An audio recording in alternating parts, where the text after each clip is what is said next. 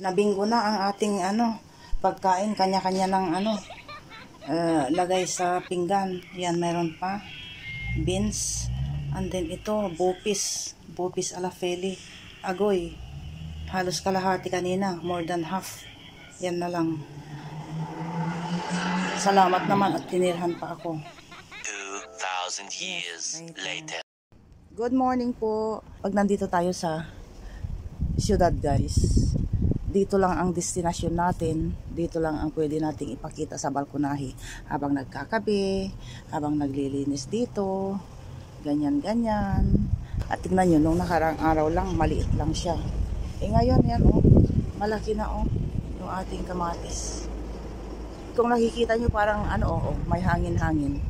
Pero yung hangin na mainit, guys.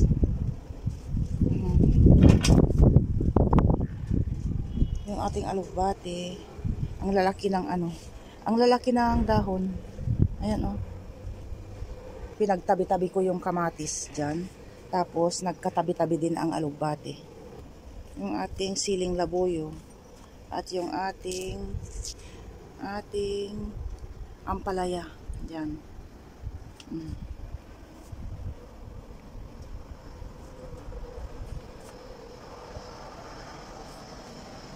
Meron pala akong ikukwento, guys. Bingo. Bagong gising. Masarap magyawyawan kung hindi ka pa nakakapagmumog. Pumasok ako sa banyo kanina. Tapos alam nyo na, yun na yun. Tapos ako'y nagtaka. May dugo. Sabi ko, may dugo. Nabigla ako, guys. Hindi na tayo nagdudugo, guys. Opo, mula nung ipinanganak ko si Bunso, bali tinanggal yung daan. Yung daan, hindi pa ako menopause, guys, sa edad kong ito. We are on our early 50s. Anong edad ba nagkaka-menopause ang babae? 50, 55 ganon, nagmi-menopause na. So yun na nga, maituloy ko. Hindi na tayo nire-regla, guys, from 42. Ang aga, di ho ba? Dahil nung ipinanganak ko si Bunso, yun na nga, muntik akong mamatay dahil sa pagluwal ko sa kanya. Tapos binigyan ng 3% ang mister ko. Kinausap siya, binigyan ng 3% na may chance akong mabuhay ng 3% kung gagawin ang procedure na nararapat. So yun na nga, ang isa doon ay para tanggalin yung way kung saan kung saan ako yun, nire-regla. Hindi ko alam, I can't explain, and I don't want to go back and think about it. So yun na nga, so tinanggal yung way ng ating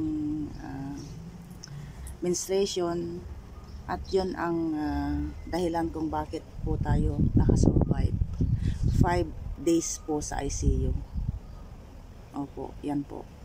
At yun na nga, wala na nga tayong menstruation. Tapos kanina, pagpasok ko sa kubeta, umihi ako, guys. Tapos pulang-pula.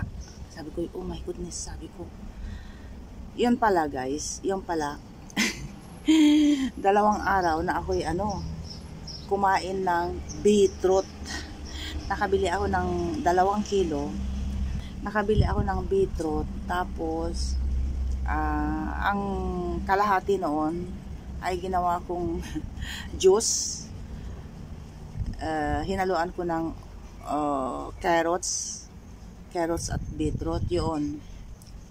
And then sumunod na araw, yung kalahati noon, 1 kilo, binoil po natin, nilaga po natin, at yun ang kinain ko buong maghapon. Oo, paborito ko po ang beetroot. ayun, nabigla ako, sabi ko, may menstruation pa ang lola. So anyway, nasa early 50s na po tayo. Pero kung may gumagana pa siguro yung ating menstruation, siguro by this time ay wala na tayong, menopause na tayo. From 50, 55, nag-i-start ang babae para mag-menopause, di ho ba? So ayun, ang lolang nagkaroon ng menstruation. Mahangin-hangin siya, nafe-feel nyo guys. Mahangin-hangin na mainit. Tapos hindi makalabas ang haring araw. Extend muna tayo ng 2 araw. And then, uwi tayo sa bundok at tayo bababa na. Bababa na tayo. At bye-bye halaman. Ayun, kinausap ko na naman sila. Ay, pupunta pa ako doon sa doon sa kabila guys. Halika kayo, punta tayo. Nung previous vlog natin, ganito rin ang content. Pumunta tayo dito at dito at i-check natin yung ating mga kulitis doon. Kulitis.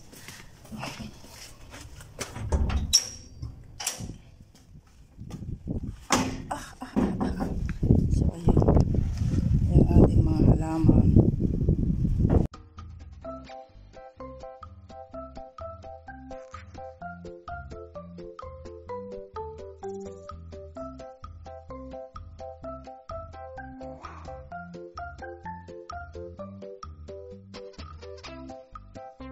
Ay, mahangin siya. Mahangin na mainit. So tayo ay papasok na.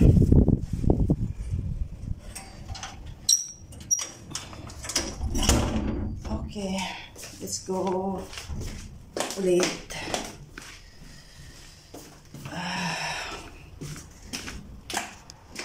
Yung ating kape at tayo ay bababa na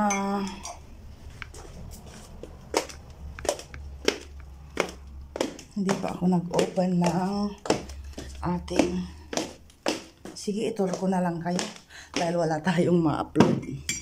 Itur ko kayo at sa magulong, itur ko kayo sa magulong bahay.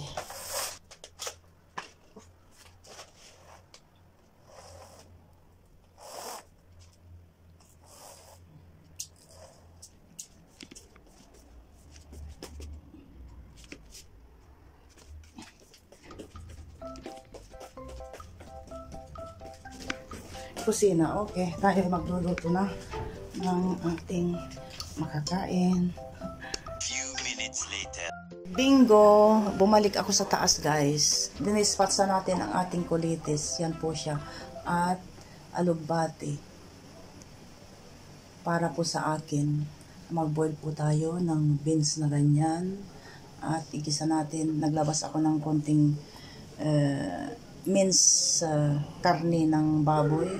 Diyan, igisa natin. Sold na ako sa aking pagkain. Kulitis. Yay! Yummy! Kinalbo ko ang aking kulitis. At ito naman, meron pang chicken na walang kamatayan. Chicken is life. Gawin kong adobo para sa kanila. Wala naman si Habi. So, itong mga bata lang. Tapos si George naman. Ewan ko kung kakain dito. So, sold na tayo guys.